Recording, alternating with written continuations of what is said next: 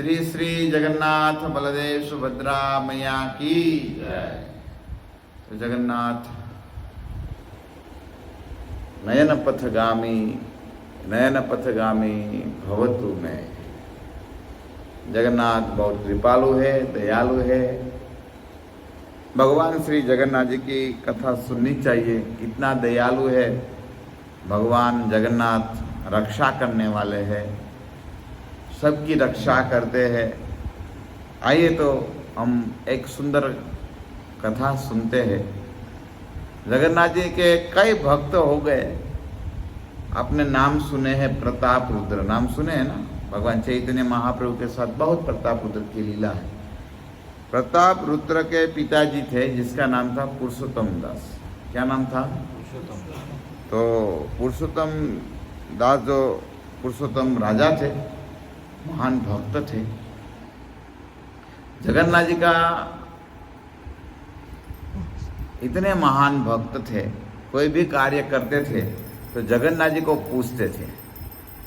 इसलिए मैं कल भी बता रहा था, कल काउंसिल जैसा प्रोग्राम में कल मैं बता रहा था ना कि देखो हम भगवान को पूछे, गुरु को पूछे, ये इसमें हमारी सफलता है। कोई भी कार्य करते हैं, चलो भाई दीक्षा गुरु के पास सब नहीं जा सकते हैं तो शिक्षा गुरु है, इसको पूछिए तो आपको रास्ता बताएगा आपको। क्योंकि हम हमारा मन से कार्य करने जाते हैं ना तो हम भटक जाते हैं भक्ति में। पुरुषोत्तम दास क्या करते थे? पुरुषोत्तम राजा भगवान को पूछते थे। तो एक बार ऐसा हुआ, दक्षिण भारत के विद्यानगर के जो राजा थे, इस राजा की एक बहुत सुंदर कन्या थी और इस कन्या का विवाह सोचे राजा ने, दक्षिण भारत के राजा, विद्यानगर के राजा ने, उड़ीसा उत्कल के एक, उड़ीसा नाम बाद में हुआ है, आप सबको पता होना चाहिए। पहले इसका नाम था उत्कल देश। तो उत्कल के राजा बहुत प्रतापी, तेजस्वी है और युवान राजकुमार है, तो मेरी कन्या का विवाह इसके साथ हो जाए। तो नक्की हुआ। तो ऐसे इंतजार कर रहे थे।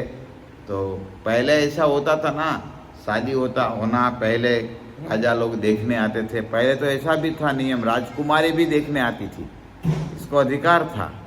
तो राजा को सोचा, विद्यानगर के राजा ने, चलो हम देखने जाएंगे। तो ऐसा हुआ, विद्यानगर के राजा कई मंत्री के साथ, अपने पत्नी के साथ देखने आए राजकुमार कैसा, हमको जहाँ पर हमारी कन्या देना है ये राजा और ऐसे राजकुमार कैसे है ये देखना है।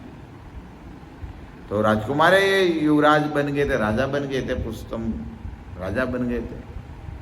तो फिर आए, लेकिन तब ऐसा समय था, रथ यात्रा का समय था। कौन सा समय था? रथ यात्रा का। तो रथ यात्रा में देखा, और क्या देखा, एक सुवर्ण सोने का एक झाड़ू था, और सुवर्ण झाड़ू से पुरुषोत्तम राजा क्या कर रहे थे? झाड़ू निकाल रहे थे, रास्ता साफ कर रहे थे। इसको कौन सी कहते हैं, क्या कहते हैं? चेहरा पहरा। हाँ, वो अलग चेहरा पंडी भी बोलते होंगे उड़ीसा में। और तो अलग, वो तो जब जगन्नाथ जी आते हैं ना तो पहंडी विजय होता है, वो भी चेहरा पहंडी बोलते, साथ में बोलते हैं, झाड़ू भी निकालते हैं, यही है। लेकिन जब रथ में बैठ जाते हैं भगवान, और बाद में रथ जो चलाने होते हैं, बाद में राजा झाड़ू निकालते हैं, समझे? तो जब झाड़ू निकालते हैं तब राजा आए, विद्यानगर के राजा, और आए और कहे यहाँ पर पुरुषोत्तम राजा कौन है? तो कहे वो जो झाड़ू निकाल रहे ना, वो क्या जाना, वो झाड़ू निकालने वाला हो रहा। कई लोग को पूछा कि राजा कौन है, राजा कौन? तो वो बता दिया वो झाड़ू निकाल रहे ना, वही राजा है। तब तो ये राजा सोचे, मैं तो कितना बड़ा सोचा था, पुरी का राजा होगा, उत्कल का राजा कितना महान धनवान होगा, लेकिन ये राजा तो कहाँ राजा है, तो झाड़ू निकालने वाला है। ये तो एकदम निम्न जाति के कार्य करते हैं, वो कार्य कर रहे हैं, तो मैं इसको कन्या दूंगा नहीं। पुरुषोत्तम महाराज को फिर पता चला, राजा आए थे और राजा ने अपमान किया है मेरा, अभी पहले बोला कन्या दूंगा, अभी नहीं दूंगा। देखा जाता है कई हजारों के सैन्य के साथ गए युद्ध करने के लिए, लेकिन युद्ध करने के गए विद्यानगर में क्या हुआ, यहाँ के जो राजा थे वो राजा गणेश का भक्त था, और गणेश जी के साथ इसके साथ रहते थे, गणेश जी राजा के साथ, और युद्ध करने के लिए गणेश जी भी आए, और क्या हुआ, पुरुषोत्तम राजा हार गए, और हार गए फिर घर पर आए, बहुत दुखी हो गया, जगन्नाथ जी के पास गए, हे नाथ मैं आज युद्ध में हार गया, ऐसा क्यों हुआ, मैं तो आपका दास हूँ और आपके उत्कल देश का मैं सानिध्य और मैं इसका प्रभारी हूँ, मैं राजा हूँ, तो मैं आपका ही मानो आपका राज्य का ही संभालना का कार्य मेरे पास दायित्व है, राजा तो मुख्य आप ही है, लेकिन मैं तो आपका दास हूँ, तो मैं क्यों हारा। बहुत दुखी हो गए। तब भगवान ने स्वप्न में कहे, पुरुषोत्तम आप जब युद्ध करने गए तब मेरी आज्ञा आपने नहीं लिया था, इस बार ऐसे ही चले गए थे, मेरी आज्ञा नहीं लिया इसलिए आप हार गए। तो भगवान कहे आप अभी युद्ध करने जाइए तो आपका विजय होगा। तो ठीक है, बाद में नक्की हुआ तारीख डेट युद्ध करने के लिए, तो कई हजारों सैनिक के साथ घोड़े सवारी सब साथ लेकर विद्यानगर के जो राजा थे इसके युद्ध करने के लिए गए। तो फिर भगवान जगन्नाथ बलराम ने भी सोचा हम भी जाएंगे, तो एक श्याम वर्ण का घोड़ा था और एक था श्वेत वाइट घोड़ा, दोनों अभी युद्ध, ये सैनिक भी जा रहे थे, राजा भी जा रहे थे, लेकिन इससे आगे भगवान चल दिए दोनों ने। वे आगे गए तो यहाँ पर एक बूढ़ी माता मिली और भगवान को बहुत प्यास लगी थी, तो भगवान जगन्नाथ और बलराम जी ने दोनों ने घोड़ा रुकाया और वो बूढ़ी माँ के पास गए और बूढ़ी माता को कहते हैं हमको बहुत प्यास लगा है, आपके पास कुछ जल है। तो बोले जल नहीं, हमके पास क्या है, छाछ है, मट्ठा है। तो बोले ये पिला दो। तो मानो दो तीन गिलास पिएंगे ऐसा सोचा, लेकिन ऐसा नहीं हुआ। भगवान और बलराम ने जिसके जितने पास दो मटका जो भरा था सब दोनों ने पी लिया। और फिर वो बूढ़ी ने मांगा आप हमको पैसा दो सास का, लगते हैं तो बहुत राजकुमार जैसे दोनों, तो आपके पास पैसा बहुत होंगे, आप हमको पैसा दो। बोले नहीं हमारे पास पैसा नहीं है, हम तो राजा के नौकर हैं। तो सोचे अरे ये बूढ़ी ने सोचे ये राजा का नौकर होंगे तो राजा कितना पैसा वाले होंगे, है ना। तो बोले ये बात सब ठीक है, तो कहे आप हमको पैसा तो चाहिए। तब वो भगवान जगन्नाथ जी कहते हैं पीछे हमारा राजा आ रहा है और राजा आ रहे तो आप राजा के पास ले लेने। तो बोले मैं राजा के पास लूँ तो कैसे लूँ, तो कुछ निशान होना चाहिए। तब भगवान जगन्नाथ और बलराम ने जो सोने की अंगूठी पहने थी वो भी कई इसका अंगूठी दे दिया। अभी कितनी साँच आ जाएगा वो अंगूठी से, तो एक अंगूठी से। तो भगवान ने क्या दिया, और अंगूठी जगन्नाथ और बलराम जी ने अंगूठी दे दिया। बोले जब आए तो अंगूठी इसको दे देना है और आपको पैसा ले लेना है, जैसे हुंडी का कार्य हुआ, समझो ना। तो गए राजा भगवान कृष्ण बलराम तो घोड़ा लेके आगे चले गए और यहाँ पर पुरुषोत्तम राजा आए, और राजा आए तो बूढ़ी इंतजार ही कर रही थी, पैसा लेना था। तो कहे यहाँ दो व्यक्ति आए थे आपका भेजा हुआ, बोले थे हम राजा के नौकर है, हम इसके सिपाही है, तो पैसा लेना है। बोले किसका, बोले साँच पिया है। तो बोले ये कैसे पता चले, हमारा नौकर तो आगे कोई गए ही नहीं है। तो बोले इसीलिए मैंने इसके पास कुछ निशानी ले लिया था।